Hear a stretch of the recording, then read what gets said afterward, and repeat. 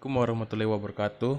Saya Anugrah Ashari Said, perwakilan dari kelompok 10 dari JDF 2019 akan membacakan hasil kerja kelompok kami, yaitu cross-site scripting, yang dimana mata kuliah keamanan website dan basis data. Nah, pengertian XSS. Cross-site scripting atau XSS adalah serangan injeksi kode pada sistem klien dengan menggunakan sarana halaman website atau web aplikasi. Peretas akan mengeksekusi skrip berbahaya di browser korban dengan cara memasukkan kode berbahaya ke halaman web atau web aplikasi yang sah. Nah, tujuan XSS ini adalah sebagai berikut. Yang pertama, untuk menyamar sebagai atau menyamar sebagai pengguna korban. Yang kedua, melakukan tindakan apapun yang dapat dilakukan pengguna. Ketiga, untuk membaca data apapun yang dapat diakses pengguna. Keempat, menangkap kredensial login pengguna. Kelima, melakukan perusakan virtual situs web. Dan yang keenam, menyuntikkan fungsionalitas Trojan ke situs web.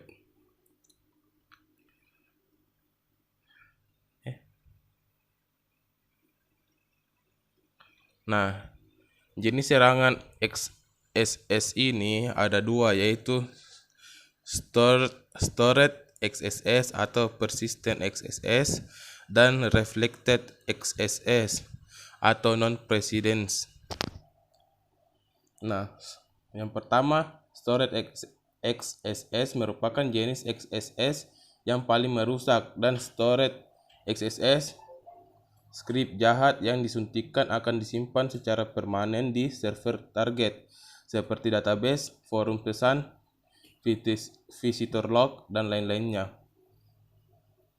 Sedangkan reflected XSS merupakan jenis cross-site scripting yang tidak permanen. Cross-site scripting tipe ini akan hilang apabila Anda melakukan refresh. Jenis serangan XSS. Yang pertama yaitu DOM-based XSS. Serangan ini terjadi jika web aplikasi menuliskan data ke dokumen objek model DOM tanpa sanitasi atau sanitation yang tepat. Penyerangan dapat memanipulasi data untuk memasukkan konten kode site scripting XSS pada halaman web seperti kode JavaScript yang berbahaya. Yang kedua, self XSS merupakan jenis cross-site scripting yang memerlukan proses urut dan hanya akan berdampak pada pribadi seorang diri.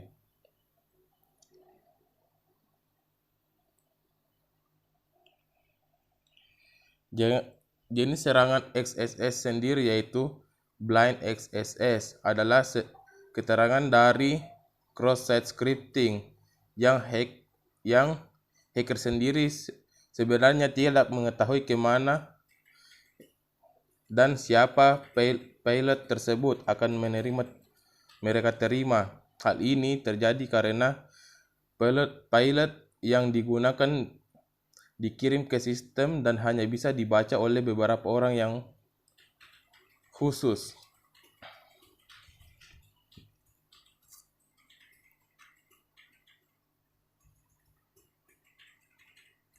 Nah, di sini ada cara kerja XSS. Yang pertama, penyerang melakukan pengamatan untuk mencari web-web yang memiliki kelemahan cross-site scripting. Nah, yang kedua, sang penyerang mencari tahu apakah web tersebut menerbitkan informasi yang dapat digunakan untuk melakukan pencurian informasi lebih lanjut. Informasi tersebut biasanya berupa hook, langkah Kedua ini tidak selalu dijalankan. Langkah ketiga, sang penyerang membujuk korban untuk mengikuti sebuah link yang mengandung kode ditunjukkan untuk mendapatkan informasi yang telah disebutkan sebelumnya. Kemampuan social engineering dari sang penyerang diuji di sini. Setelah mendapatkan informasi tersebut, sang penyerang melakukan langkah terakhir, pencurian maupun pengubahan informasi vital. Nah, di sini ada sebuah gambar yang menunjukkan cara kerja XSS, di mana saat Anda login, di sini Anda dipaksa untuk mengisi biodata seperti atau Gmail, dan Anda mengisi sebuah password, dan di mana password tersebut akan terbaca oleh sang pelaku tersebut yang melakukan XSS ini. Nah, tahapan serangan XSS. Adapun tahapan serangan XSS yang khas adalah sebagai berikut: menjalankan kode JavaScript dan memulai akses. Contoh serangan. Di sini terdapat 4 serangan, yaitu membajak akun orang lain, menyebarkan malware, kontrol komputer pengguna jarak jauh, pindai dan manfaatkan aplikasi internet. Nah, serangan XSS sering dianggap jauh lebih berisiko daripada injeksi SQL. Namun, ketika dicampur dengan rekayasa sosial, skrip lintas situs memungkinkan penjahat dunia maya untuk melakukan serangan superior dan sangat berbahaya, yang meliputi penanaman Trojan, keylogging, phishing, pencurian identifikasi, dan pemalsuan permintaan lintas situs. Nah, adapun cara mencegah serangan XSS.